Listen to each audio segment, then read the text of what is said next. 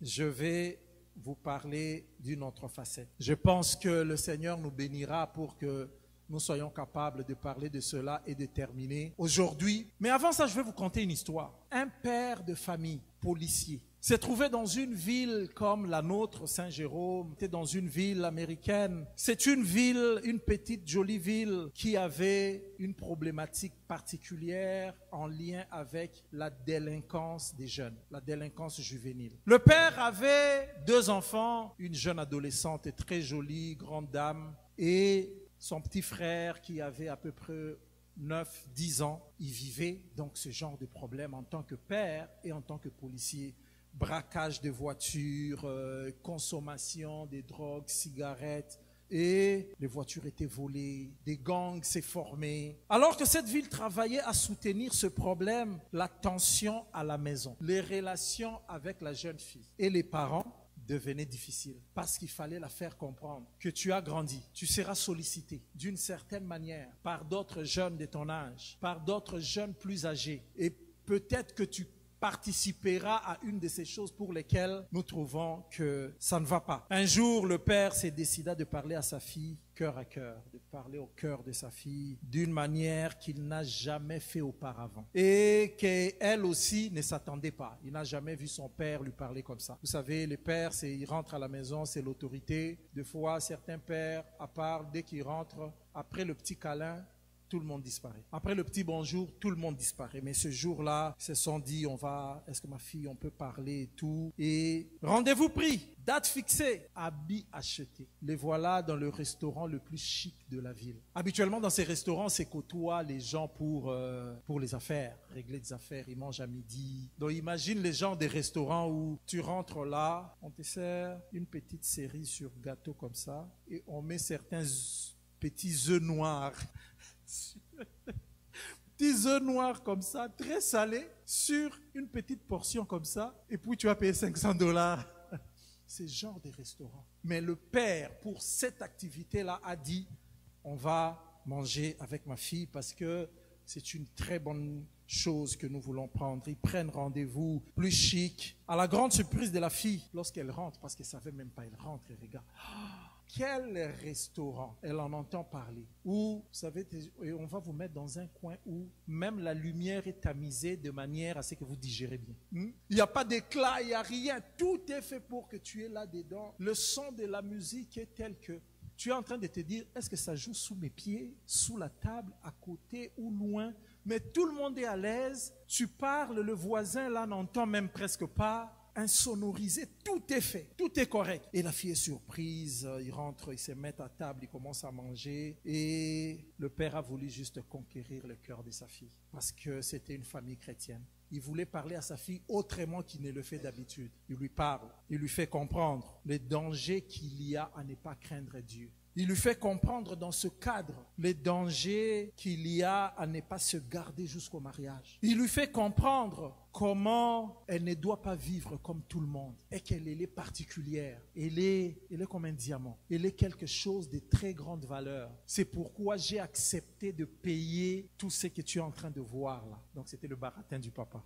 Il explique à sa fille, la fille comprend effectivement la valeur qu'elle a. Comment son père peut dépenser autant juste pour lui parler de ces choses. Mais ça se parle à l'église, ça se parle dans les sermons lorsqu'ils vont à l'église. Mais ce père-là a accepté de faire ça, comme pour dire, pour tout couronner. Ce père, cette rencontre avec un cadeau que sa fille n'oubliera jamais. Il sort un petit boîtier et dans le boîtier, il y avait une bague sertie en diamant. Il lui dit, tu vois ce que je viens de te dire? Ça, je te donne ça comme cadeau. Comme ça, tu mets ça et tu t'en souviendras que moi et toi, nous avons parlé et je t'ai montré la voie et les choix qu'il fallait faire. Comme nous pouvons nous rendre compte, dans cette rencontre, le père et de sa fille a coûté. Cette rencontre a coûté. Elle a coûté le temps, elle a coûté l'argent, le repas, l'habit, la bague. Mais ce qui est beau dans cette histoire, le but a été atteint, même à 1000%. Ce matin, de même, souper avec Jésus, la rencontre avec Jésus peut coûter et coûter cher. C'est pourquoi je vais vous parler cet avant-midi de ce que j'intitule le coût de de la rencontre. La rencontre a un coût. Il y a ce qui est dépensé pour que, en sortant de cet endroit-là, tu sois complètement transformé. Mais le coût a été payé. La rencontre a un coût. Ou la rencontre peut faire subir des à-coups. Mais de toutes les façons, il y a quelque chose à payer. Lisons Marc 5, à partir du verset 1 jusqu'au verset 20. Ils arrivèrent à l'autre bord de la mer dans le pays des Gadaréniens. Aussitôt que Jésus fut hors du barque, il vint au-devant de lui un homme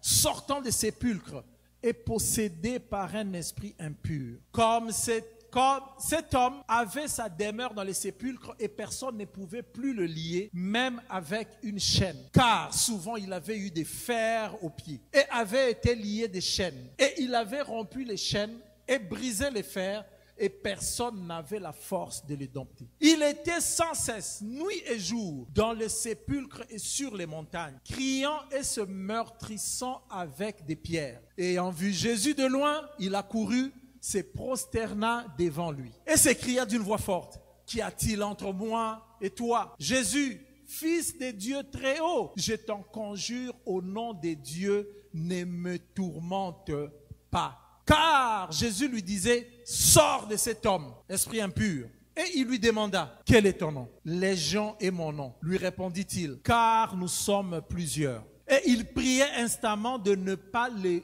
envoyer hors du pays. Il y avait là, vers la montagne, un grand troupeau de pourceaux qui paissaient. Et les démons le prièrent, disant: Envoie-nous dans ce pourceau, afin que nous entrions en eux. Et il leur permit. Et les esprits impurs sortirent, entrèrent dans le pourceau. Et le troupeau se précipita des pentes escarpées dans la mer. Il y en avait environ 2000. Et ils se noyèrent dans la mer. Ceux qui les faisaient paître s'enfuirent et répandirent la nouvelle dans la ville et dans les campagnes. Les gens allèrent voir ce qui était arrivé. Ils vinrent auprès de Jésus et ils virent les démoniaques. Celui qui avait eu la légion, assis, vêtu et dans son bon sens.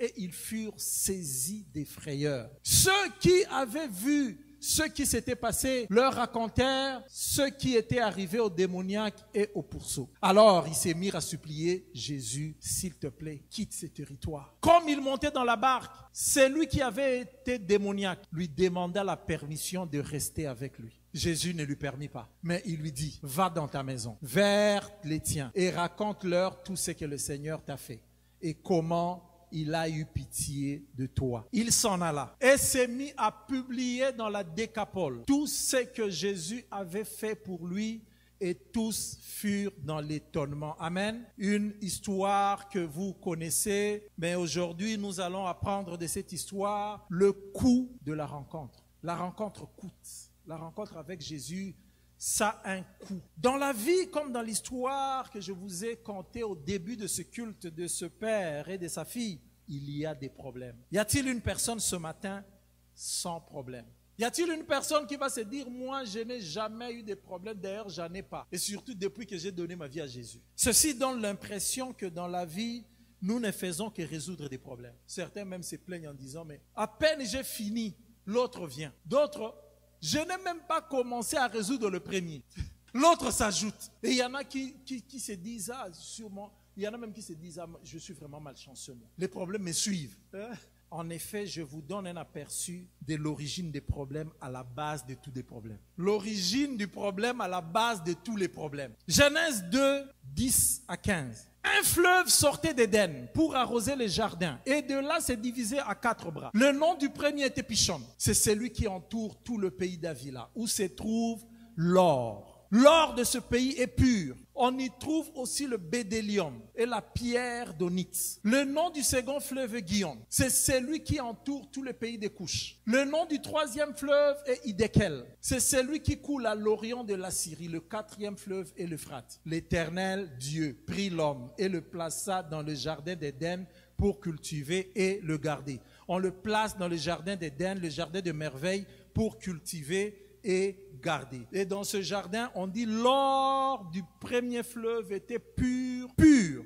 Tu n'as même pas à vouloir les traiter ou quoi là. Tu sais, on passe l'or par les feux pour l'épurer. Mais cet or-là était pur. Il n'avait pas besoin du feu. Riche placés pour administrer. Mais dans Ézéchiel 28, on nous donne une ouverture de ce qui s'était passé. Gardez à l'esprit ce que j'ai dit. On est en Éden, où il y a toutes les richesses, pierre, d'onyx, or, et où c'est l'homme qui administre. Ézéchiel 28, versets 11 à 17. Vous allez voir d'où vient l'inimitié. La parole de l'Éternel me fut adressée en ces mots. Fils de l'homme, prononce une complète sur le roi de Tyr. Tu lui diras, ainsi parle le Seigneur, l'Éternel. On commence à parler au passé. Donc le roi de Tyr ici, c'est juste une représentation de la véritable réalité parce qu'on commence à parler au passé. Et les choses qu'on dit, ça ne peut pas être dites à une personne humaine. Parce que la personne humaine, dans le passé là, n'était pas Éden et n'avait pas toute la connaissance dont on est en train de décrire. Ainsi parle le Seigneur. Tu mettais le sceau à la perfection. Tu étais plein de sagesse, parfait en beauté. Tu étais où? En Éden, le jardin de Dieu. Tu étais couvert de toutes sortes de pierres précieuses, sardoine, topaze, diamant, chrysolite, onyx qui était dans le fleuve, de jaspe, de saphir, d'escarboucle. Il paraît même quelqu'un disait, ah, c'est genre des beaux noms à donner aux enfants. Une fille qui s'appelle escarboucle. D'émeraude, d'or, des tambourins, des flûtes étaient à ton service, préparés pour le jour où tu fus créé. Tu étais un chérubin protecteur, aux ailes déployées. Je t'avais placé et tu étais sur la sainte montagne de Dieu. Tu marchais au milieu des pierres étincelantes. Tu as été intègre dans tes voies, depuis le jour où tu fus créé jusqu'à un moment où tu ne l'as plus été. Jusqu'à celui où l'iniquité a été trouvée chez toi. Par la grandeur de ton commerce, tu as commencé à trafiquer, à traficoter les choses. Tu as été rempli de violence. Tu as péché. Je te précipite de la montagne des dieux. Donc je te précipite d'Éden, là où tu étais. Et je t'ai fait disparaître, chérubin protecteur, du milieu des pierres étincelantes. Ton cœur s'est élevé à cause de ta beauté. Tu as corrompu ta sagesse par ton éclat. Je te jette par terre. Je te livre en spectacle au roi. On va prendre 20 secondes. Imagine que tu aies été dans la situation qu'on a décrite de ces messieurs avant. Et un jour, on te dit, non, on va créer une personne à notre image et on va lui donner Éden. Tu fais quoi? Tu t'énerves. Et ton premier ennemi devient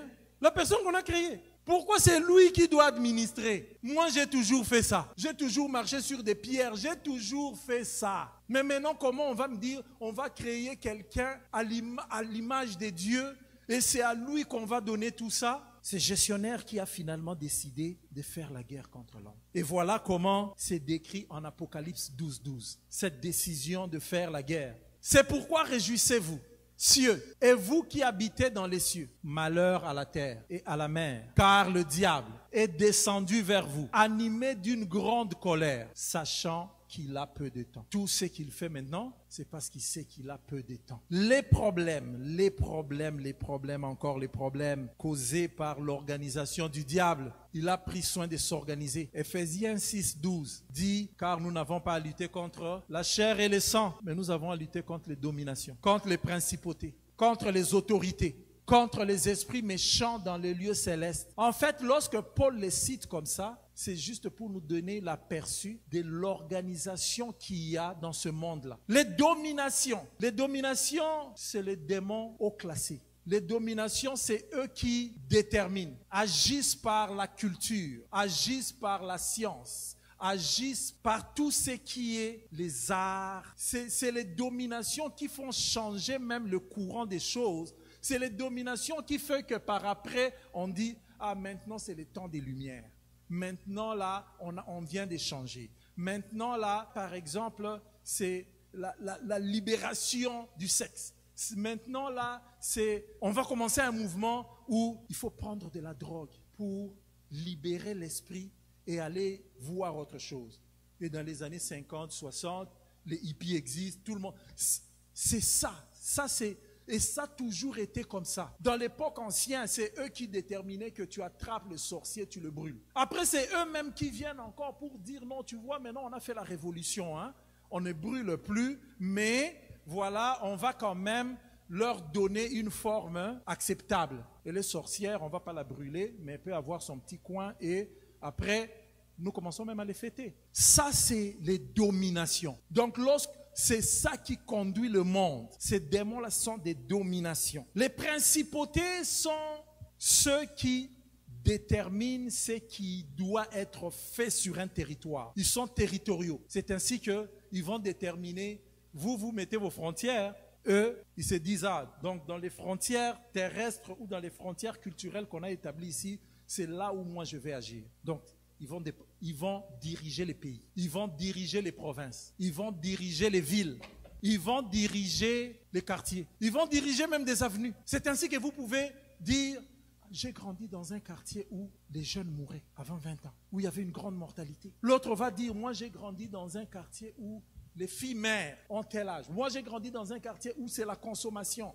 Moi j'ai grandi dans un autre quartier où, oui, vous allez faire beaucoup d'argent, mais vous aurez toujours une vie de débauche. Chacun croit qu'il est libre, mais les principautés territoriaux vous contrôlent. Après, on a les autorités. Les autorités, c'est comme les évangélistes du diable. C'est eux qui font tout pour que, Yves, tu n'avances pas vers Dieu. Dans ta marche vers Dieu, ils font tout pour que tu n'avances pas. C'est eux, ils font en fait tout pour que les gens reculent dans les pas qu'ils avaient déjà faits. Et les esprits méchants dans les lieux célestes, eux, ils sont au bas de la ligne. Mais la majorité des choses créées, les difficultés de tous les jours là, c'est eux. Chicane, maladie, division, tout cela pour que ça ne marche pas bien là. Même lorsque tu as un travail, il peut aussi faire vraiment que ton auto là, ça crève. Il peut faire ça. Ils sont là dans tout ce qu'il y a comme chicane de bas degré là. Alors vous voyez, dans cette organisation-là, si on ne te prend pas à un endroit, on te prend dans l'autre. Si on ne te prend pas dans un endroit, on te prend dans l'autre. Si on ne te prend pas, on est toujours là avec des problèmes par celui qui a dit pourquoi c'est eux qui doivent avoir l'Éden. Retournons à notre texte et apprenons 3 phases. 1, avant la rencontre. 2, pendant la rencontre. Et 3, après la rencontre. Avant la rencontre, je parlerai toujours dans les 3 phases des problèmes, parce qu'on a parlé des problèmes, et des solutions. Avant la rencontre, regardez-moi les problèmes à 2 niveaux. Ils n'ont pas encore rencontré Jésus. Donc, les autres ont un problème. Toi-même, tu as un problème. Avant la rencontre, les autres, ils considèrent qu'il y a un monsieur dans la ville qui dérange. C'est ça le problème. Qui trouble l'ordre public. Comme on dit, attentat à la pudeur. Voilà, il y en a d'autres qui ont formulé ça comme ça. On a un cas d'attentat à la pudeur. Un monsieur qui ne veut plus s'habiller, qui casse tout, qui a des propos bizarres, violents, propos incohérents, désordre. C'est ça le problème que les autres ont. Soi-même, verset 5, on dit, il prenait des pierres, il s'est blessé. Automutilation. Ceux qui travaillent dans les unités de psychiatrie savent de quoi on parle. Comment les gens s'automutilent. Tu peux trouver quelqu'un avec des cicatrices partout parce qu'il se coupe les veines pour sortir les méchants. Il coupe, le sang coule et puis il dit c'est pour sortir les méchants. Vous allez trouver des gens qui s'automutilent. Là, je suis allé même automutilation physique, mais il y en a d'autres qui s'automutilent. Quelqu'un, parce que son père a été méchant, lui s'est dit, je ne veux jamais plus respecter l'homme et je vais commencer à vivre dans la débauche. Tu t'automutiles. Parce qu'il y a un problème. Et le problème, c'est l'automutilation. C'est blessé. Combien de gens ne connaissons nous pas qui s'automutilent, se font du mal, que ce soit, comme j'ai dit, dans la chair ou dans l'âme. Avant la rencontre, regardez-moi la solution. On se convient, c'est la rencontre avec Jésus. C'est souper avec Jésus. Ça veut dire qu'avant la rencontre, regardez la solution. Versets 4, 3 et 4. On le liait des chaînes. C'était ça la solution. Contre l'attentat à la pudeur, contre la violence, contre les désordres, on te lie des chaînes. Une solution non appropriée, qui ne change pas le problème des fonds, mais qui pourtant accentue la misère humaine. Mais comme l'homme s'est développé, il a juste été capable de remplacer les chaînes par la chimie. Donc, qu'est-ce qu'on fait? Au lieu de lui mettre la chaîne, on lui donne des pilules. Il va prendre les pilules, mais ça ne va pas résoudre le problème. Il ne va pas déranger pendant un temps. On n'aura pas de problème, il sera mis quelque part. Il sera comme quelqu'un dans le vape, mais ça ne résout pas. Réalises-tu ou réalisons-nous combien une solution non appropriée peut coûter cher? On parlait du coût de la rencontre. Mais même avant la rencontre, une solution non appropriée peut coûter cher. Imaginez, ces gens-là devaient acheter du fer, transformer le fer, payer un ouvrier pour faire des chaînes et des barres de fer, fabriquer tout ça, prenez le temps investi, mais pour que ça accouche, même pas une souris. Pour que ça accouche même pas une souris. Parce que qu'est-ce qu'on dit dans la suite? Ils brisaient tout. Ils brisaient. Sur moi, ils étaient en train de dire, ah, cet homme est fort, hein? Mais ils ne savaient pas que c'est les gens qui agissaient. Parce que leur solution, c'était pour qu'il ne dérange pas, on l'attache. Voyons maintenant, pendant la rencontre, tout change. Alors que le problème était tout simplement, ou je dirais superficiellement, d'un homme ayant perdu son bon sens, avec une déstructuration de la pensée et une force extraordinaire, la rencontre révèle le véritable problème de ces messieurs. Jésus est celui qui révèle nos problèmes réels. C'est sa rencontre qui révèle réellement le problème. Cet homme a toujours vécu comme ça. On pensait que son problème, c'était une déstructuration de la pensée. Mais c'est lorsqu'il rencontre Jésus. Oui. Le diagnostic est précis pour un traitement précis. Parce que si tu ne sais pas ce que tu soignes, tu t'attends, la personne ne sera jamais guérie. Je me rappelle dans les coins, quelque part où je pratiquais, ou je peux dire même des charlatans. Parce que ces diagnostics sont toujours de l'apeuprisme. Mais lorsque tu viens, ils donnent à tout le monde le même cocktail. Parce qu'en donnant le même cocktail, peut-être que ça va toucher. Un antibiotique, toujours, large spectre est là-dedans. Comme ça va atteindre tout ce qui a bactéries. Un médicament contre les palus. Toujours là-dedans. Un médicament contre la fièvre. Il ne va même pas te dire que tu prends ça seulement si tu fais la fièvre. Non, il te dit c'est une cure. 5 jours aussi. Comme ça, lorsque tu vas prendre le tout là, toi tu vas te dire, le premier jour déjà je me sentais bien. Tu ne sais pas ce qui agit. Il est bon, hein, il est bon. Tu ne sais pas ce qui agit. Oui. Et là, il critique même l'autre là qui veut avoir le diagnostic. Et qui te dit chaque fois, ne prends compte la fièvre que si tu fais, lorsque tu vas faire la fièvre. Et l'autre là le critique même. Regarde, il te laisse faire la fièvre. Moi j'attaque avant que ça n'arrive. Ah non. Le diable amène ces choses. Hein? Sans une rencontre avec Jésus, tu n'as pas de diagnostic précis. Tu n'as pas de diagnostic précis. Le véritable problème ou la vraie nature du problème ne peut être révélé. Tu vas penser que tu vis et tu es bien là. Tu penses que tu vis. Mais rien. Des fois, tu ne sais même pas où est ton problème. Alors, pendant la rencontre, comme j'ai dit, du verset 6 au verset 10, on nous montre le problème. Ce n'est plus le désordre et la force, mais c'est plutôt les démons. Donc, dès que Jésus arrive, on comprend directement que le problème du monsieur, c'était les démons. Diagnostic précis. 2.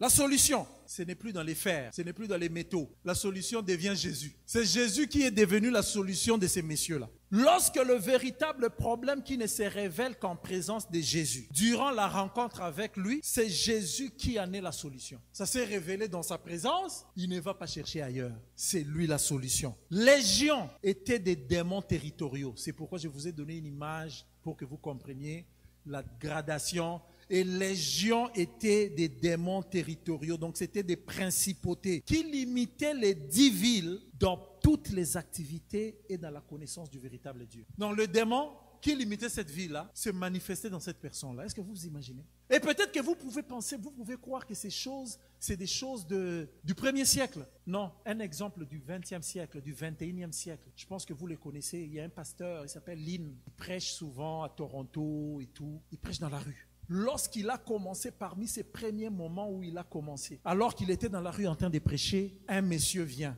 devant lui. Il se tient devant. Ils étaient nez à nez comme ça. Le monsieur n'est pas allé loin.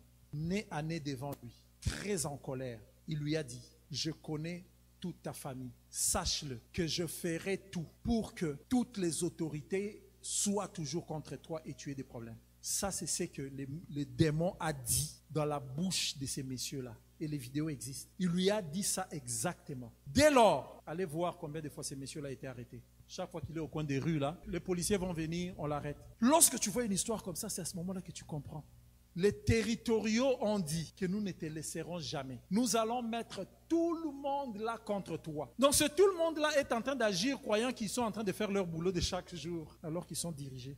Légion, c'est pourquoi comme ils sont territoriaux, ils ont déterminé la ville. Ils veulent y rester. Lorsqu'ils voient Jésus, ils lui disent, nous voulons demeurer dans quelque chose qui doit rester physiquement sur le territoire. Vous avez compris ça? Nous voulons rester dans quelque chose qui doit rester physiquement sur le territoire. Parce que nous sommes des principautés. Mais ils ne savaient pas qu'ils étaient devant Jésus. Pour eux, ils lui disent, est-ce qu'on peut rentrer dans le port? Parce qu'ils pensaient que les ports allaient rester à paître et à manger là sur le territoire. Ils ont cru ça, erreur. Ils voulaient rester sur le territoire. Alors que pour Jésus, la solution radicale est qu'il n'ait plus accès et effet au territoire. C'est exactement ce qui s'est passé. Une fois dans les pourceaux, pour Jésus, c'était vous ne devez plus avoir vos pieds sur le territoire. Vous ne devez plus avoir un accès physique, un point de contact avec ce territoire-là. Ils se sont précipités tous. Voilà ce que la rencontre a donné. Qu'est-ce qui se passe pour terminer après la rencontre? Les problèmes. Après la rencontre, c'est les problèmes chez les autres. Il y a un coût chez les autres. Tu viens à Christ? Oui. Christ résout ton problème? Oui. Est-ce que ça enlève les problèmes chez les autres? Non. Ils doivent eux aussi venir à Christ pour que Christ leur dise que voilà ton problème. C'est pour dire que moi, par exemple, là, je ne peux pas résoudre les problèmes de tout le monde. Même si vous pouvez prier, je peux prier. Mais il y a certaines choses que moi-même ou toi-même, tu dois rencontrer Christ. Ça coûte, mais tu les rencontres et puis le deal est fait. Le problème n'est pas résolu chez les autres, car ils sont aveuglés et ne comprennent pas ce qui leur arrive. Verset 14, verset 16, verset 17, ils ne comprennent rien, ces messieurs. Cette population-là ne comprend rien. Il y a pour eux une destruction de quelque chose qui marchait. Est-ce que vous vous rendez compte? Dans les temps, le porc, dans la loi juive, c'était un animal impur. Donc, pour les Juifs et les disciples, là, même ces personnes-là qui marchandaient, qui marchaient chaque fois avec les porcs, là, ils étaient impurs. Mais voyez maintenant que dans ce que ça représente, lorsque les 2000 têtes de cochons vont dans la mer, pour ces gens-là, tu as ruiné notre business. Ils ne voient même pas leur salut. Ça n'a rien à voir. Ils préfèrent être sous la domination de légions, mais rester dans la boue avec les porcs. Donc pour eux, c'est un coup. Entre nous, ils ont perdu. C'est un coup. Ça veut dire que lorsque toi, tu t'arranges avec Jésus, sache-le que les autres à côté, ça peut entraîner des coups. C'est comme on dit des effets collatéraux. Des effets collatéraux, ça existe. Même si ce n'est pas toi-même qui as envoyé le feu. Mais là, les effets collatéraux sont là. Lorsque Jésus agit, tous ceux qui sont contre subissent des effets collatéraux. Solution pour soi-même. Les problèmes de ces messieurs du verset 5. Qui était automutilation, se transforme complètement en solution. Verset 15. On le trouva assis, n'est plus sans cesse dans les tombeaux ou sur les montagnes nuit et jour criant. On le trouva vêtu, il n'est plus nu.